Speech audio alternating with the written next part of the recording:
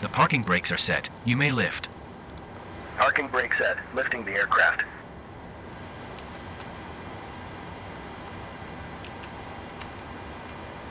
We are cleared for start and push.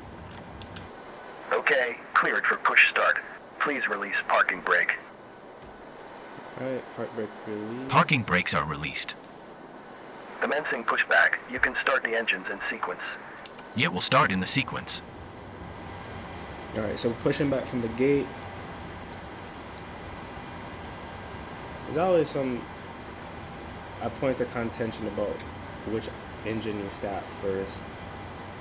I spoke to a real pilot about this, and he told me that they usually start the engine away from the terminal first, but then I know in some airports you start either engine, and some airlines start either engine first, just depending on procedures. Every time I've been on an airplane, they always start the engine number 2 or the right side engine first, so that's how I do it on sim. But I always wanted to know what the criteria for that was and how you just determine what engine to start with. Alright, so pre-start checks, we can turn the packs off, I can turn the probe heat and the yaw damper on. On even number days like today, which is the 26th, I go ahead and I start with the right ignition system.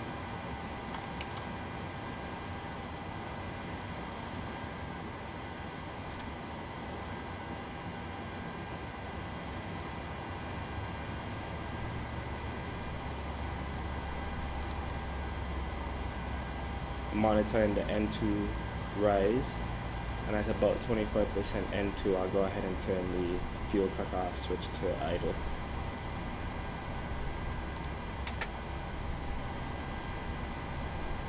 Like so. Set the transponder to transmit on the taxiways. Alright, so that's our gate that we just pushed from over there.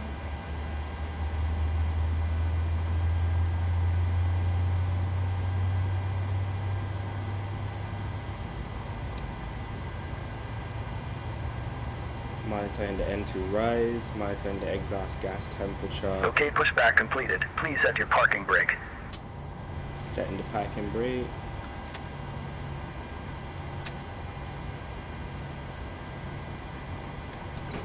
Please set parking Parking brakes. brake set. Parking brake set. Lowering aircraft. Ground. You may disconnect. Okay, sir. Clear to disconnect. Pin has been removed. See you at the side. Have a good flight. Holding position waiting for the visual. Thank you and goodbye. So repeat the same thing on engine number 1. Waiting for 25% N2. And then here comes the fuel. Flight directors go on.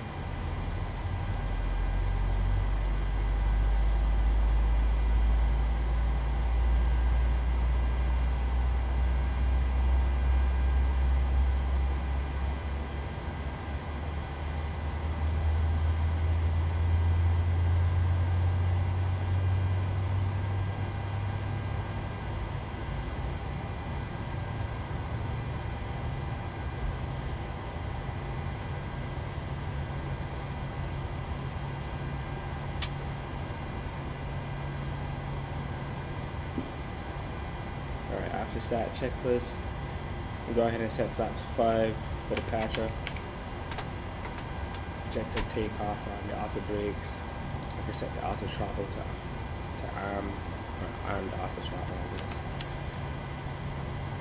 Switch over to generator power from the engines, turn the APU bleed off, turn the engine bleeds on, turn the packs back on so the passengers could have AC in the back. You can hear the AC come up.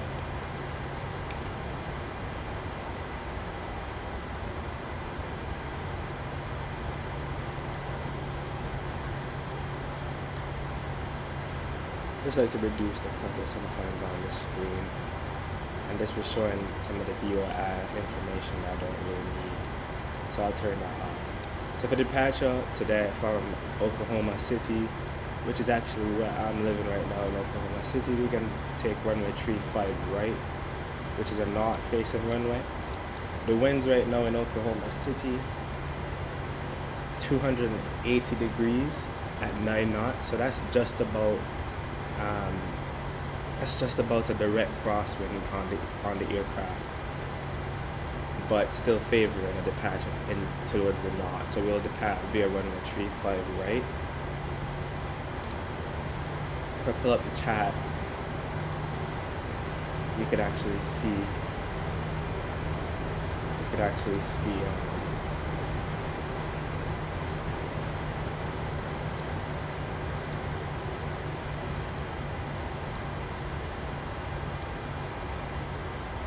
You can actually see our taxi route, and so I'll try to pull that up here.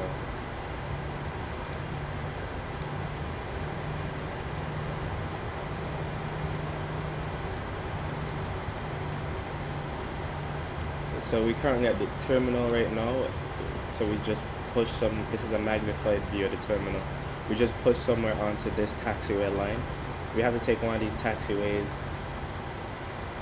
to get onto the appropriate taxiway down to runway 35 right, which is where we departed from. I saw some other airplanes departed from 35 right on flight aware in real life, so I decided to depart on that one as well.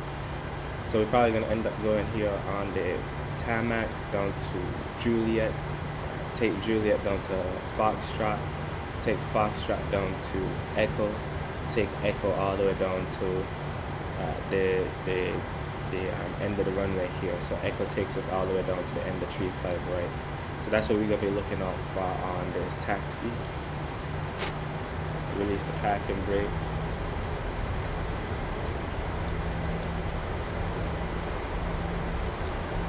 I like to do a little brake check.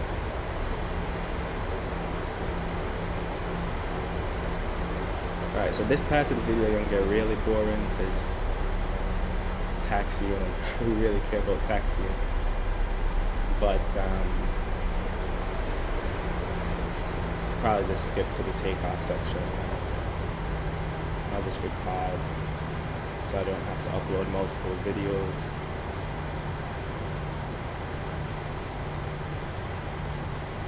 So if I remember correctly from the map, this should be Juliet. Taxiway Juliet.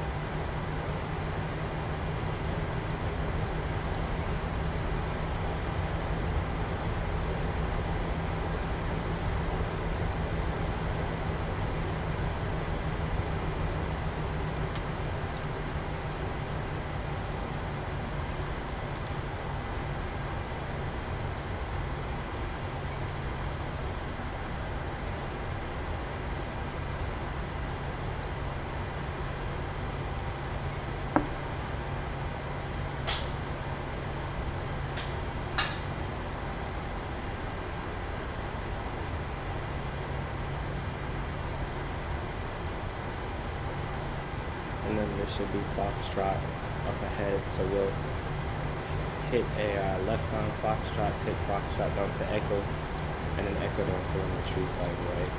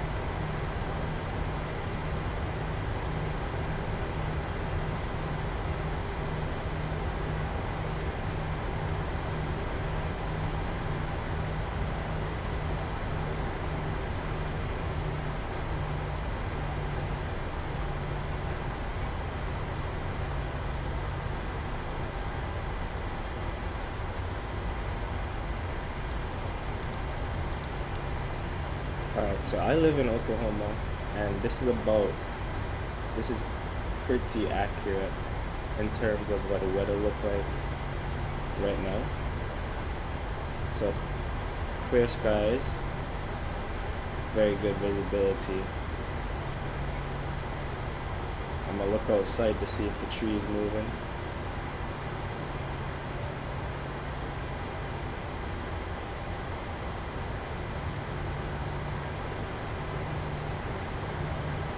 Yeah, they got a little movement to them, so the wind probably a little accurate as well. So winds again was 280 at 9 knots the last time that we checked.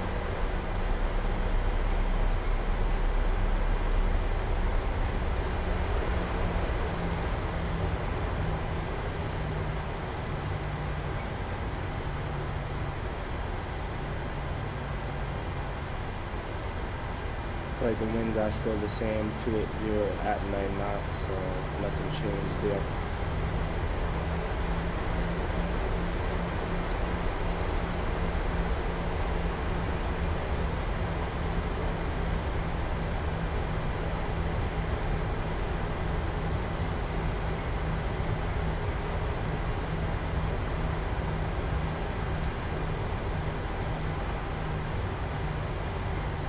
Alright, so what I just did was to amp the vertical navigation mode on the aircraft, so the autopilot is going to handle all my climb restrictions, it's going to handle my engine power settings, it's going to handle my speed restrictions,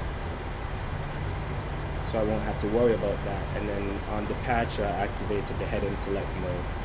So if we go back into the chat,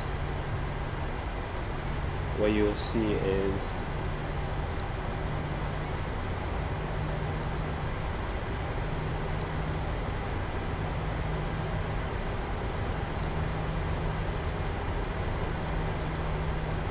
the departure that we taken, which is the real. So the whole purpose of this video, because I didn't say it at the start, is to recreate a flight that one of my friends, one of my classmates, one of my best friends is doing right now in real life.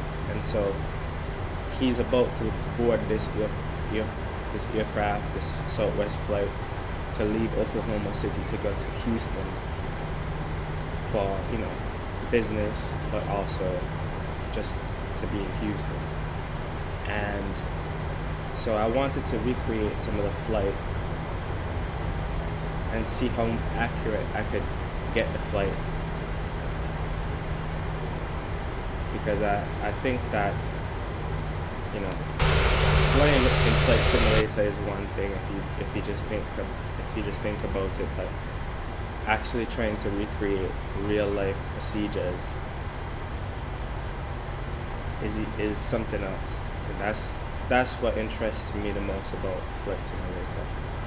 The fact that, you know, these $1 million airliners like the 737-800, you know, people go to school and spend the rest of their life training how to fly these things and fly it proficiently. And,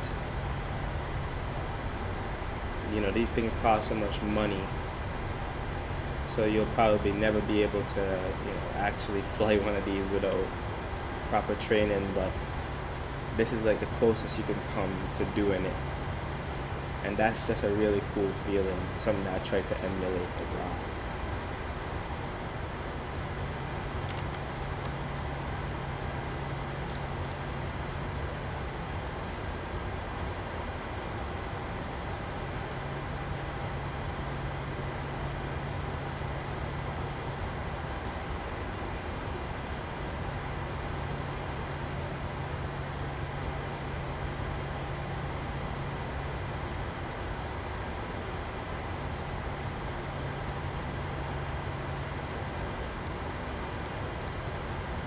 Okay, so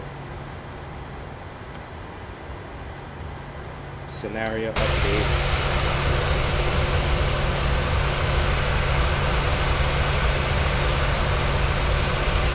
So quick update to what we've done so far.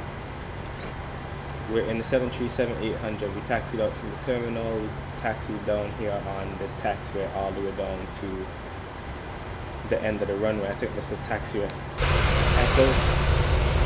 Yep, taxiway Echo all the way down to the end of the runway. 35 that we're about to depart from. I got distracted for a little bit, so the airplane drifted past the whole start line. That's alright, nobody else is here.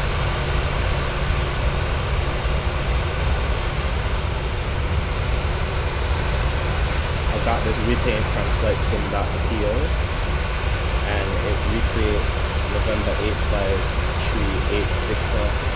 It had a mismatching flap. I forgot what you call this. But it had a mismatching flap coloring or flap. I'm blanking on what you call this. But it's basically like a little, like a trail area for some of the flat machinery to slide upon whenever the trailing edge of the flaps extend and reach out. So they have like some guiding mechanisms in here, and I think some motorized mechanisms as well to allow the flap to smoothly extend and retract in a designated manner. I completely don't know fairings or cowlings or something like that. Right now, something that's really cool is on the PMDG, and I think Microsoft Flight Simulator airliners in general, we now have this cool effect to let us know whenever engines are running or heat is being produced in the engine. And so PMDG took advantage of this in the 737. And on the APU, the auxiliary power unit, which is like a third engine in the aircraft, is housed behind here. You could actually see the heat we're running out to the APU exhaust. So this is the exhaust for that engine, and you could see some of it running right there. With that being said, that engine should have been off during taxi. I just forgot to do it. So we usually turn the APU off after startup, sometime after startup. Because the whole point of the APU is to generate electric power for the aircraft when the engines are not running. And so whenever you have the engines running, the engines actually function as generators to give the aircraft electrical power and to charge the battery at the same time. Okay, so this video already long enough. It's about 16 minutes, and I'll try to hurry it up now. But for departure, quick departure briefing, we departed from runway 35 right, which is this runway right here, and 35 right follows a runway heading at 356 degrees. And then at 1,800 feet,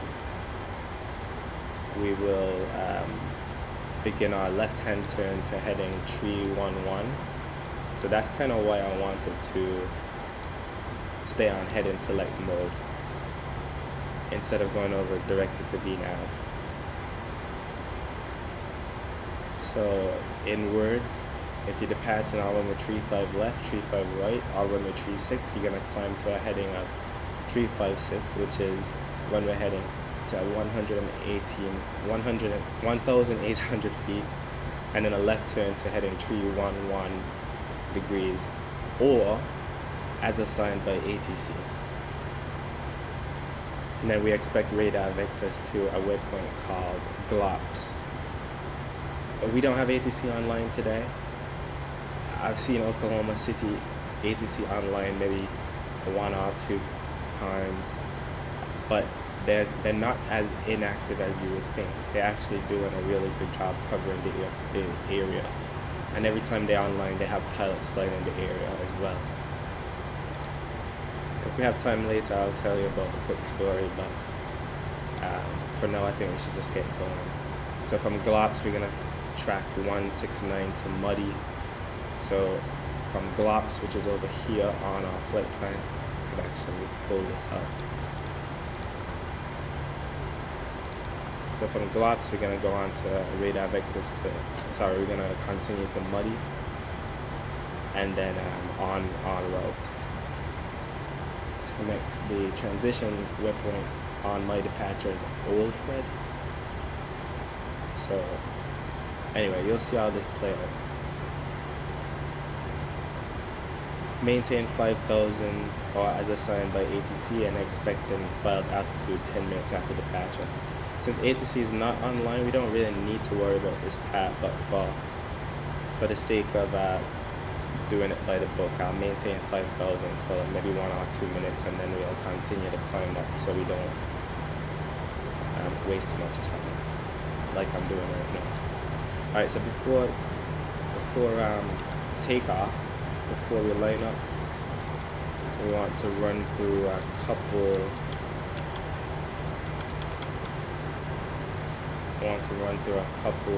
last minute action items.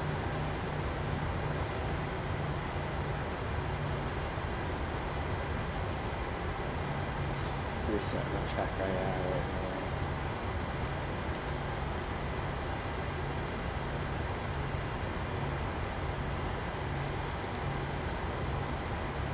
We want to run through a couple action items. We'll turn the taxi lights off. We'll turn the landing lights off. We'll turn the strobe lights to strobe and steady.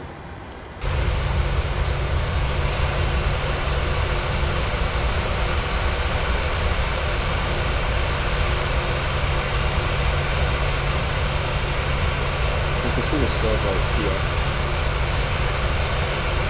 So it's pulsing right now. You can't really see it too well in the daytime because, you know, it's not that bright. But in the nighttime, you'll see them perfectly. Those are the flashing white lights on the wings. Okay, so we'll taxi on. So landing lights on, rejected takeoff. Other lights look good as well. I'll stop the taxi clock, reset it.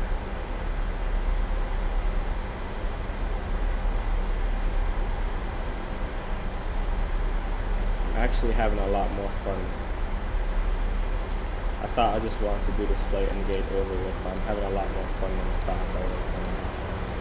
Flap set to 5 for departure, and we're lining up for runway 35 right.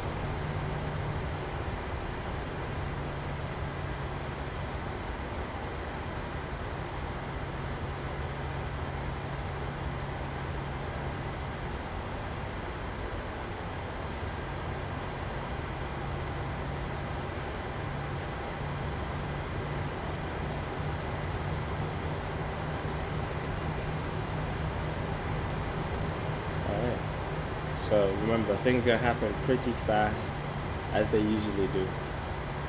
Initial heading is 356 up to 1,800 feet. That's about a 600-foot climb. Climb, and then we'll take a right-handed turn, a left-handed turn, sorry, to heading 311, which we already have set there. Landing lights are on. Everything looks good.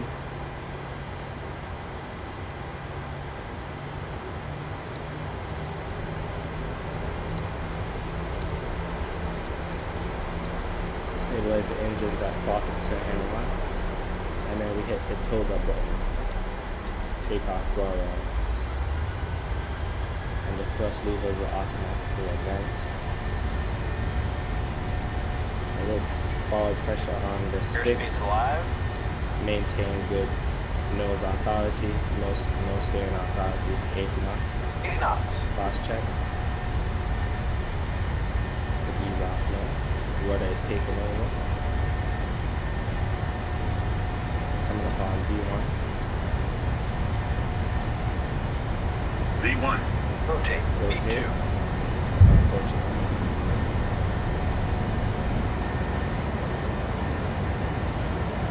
Positive rate of climb. And we're coming up. Alright, now looking at the altitude. There we go. 1,500 feet. Bang. 1,600 feet. Bang. 1,800 feet. Well, that's a left-hand turn. And we follow the flight director cues. Keep the aircraft climbing nice. 3,000 feet. Bang. over the climb mode.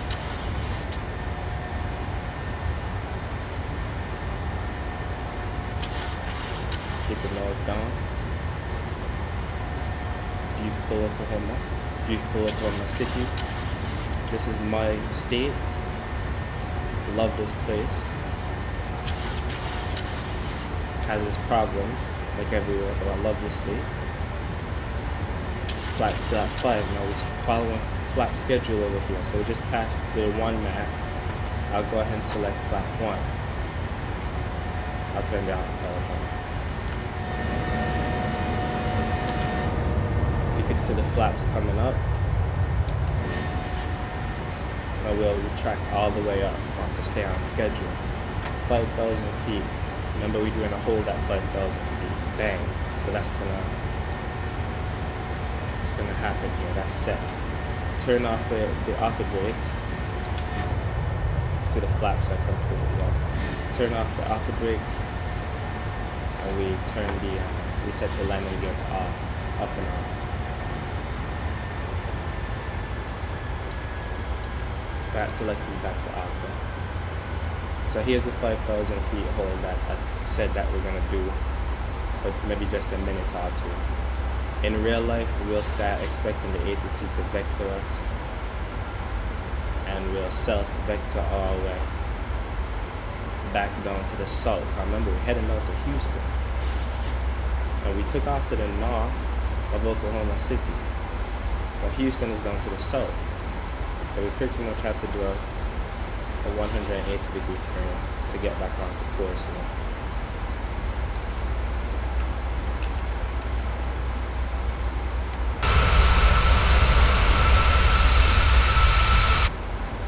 So this is what you're going to be seeing if you're on the left side of the plane, maybe behind the wing, and if you're on the right side of the plane, and maybe you're behind the wing. Alright, at this point, ATC is probably going to tell us to climb to, a higher altitude, so we'll do that.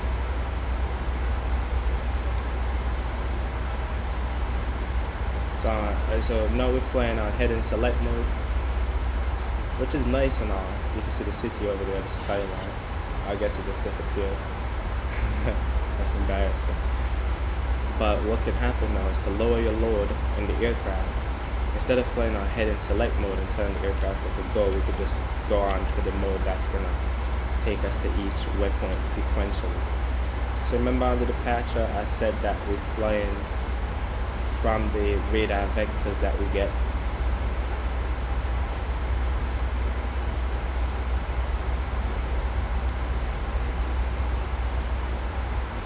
From the radar vectors that we get, and then we're heading down to this waypoint that we call glocks, right? So now I could just put glocks into our active mode, and it's gonna take us directly to that waypoint and continue down to Houston. We're cruising at 35,000 feet today, so I'll set that into the box. And then since I'm on vertical navigation mode, I just have to hit this button that says alt intervene, right? So it intervenes on the altitude that we have set, which was 5,000, and it tells the airplane, hey, it's alright to climb up to 35,000 feet, so that's what the alt intervene button does.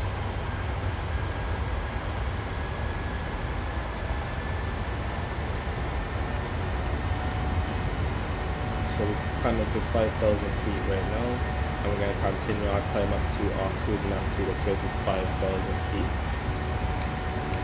It gets pretty boring from this part on, so after about 10,000 feet, you just turn off the landing lights, and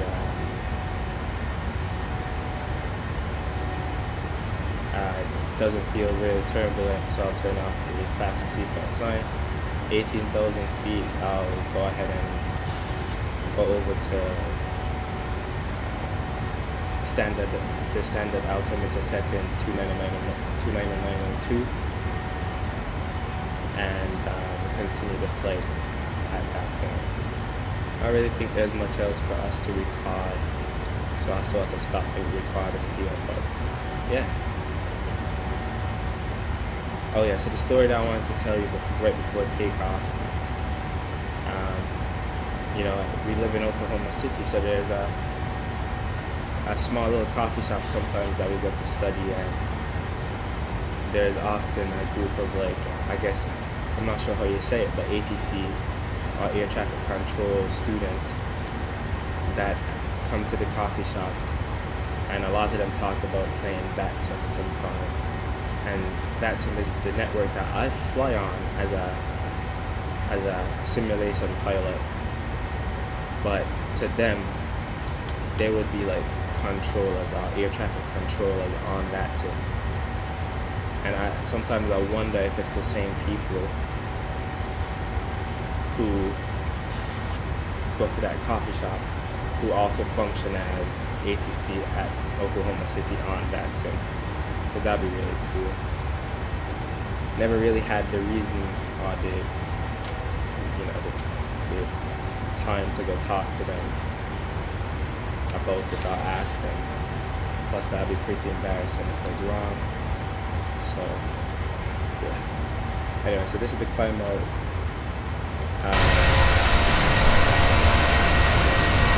I'm always really surprised about how fast you pass by Norman, but this is the Norman area over here.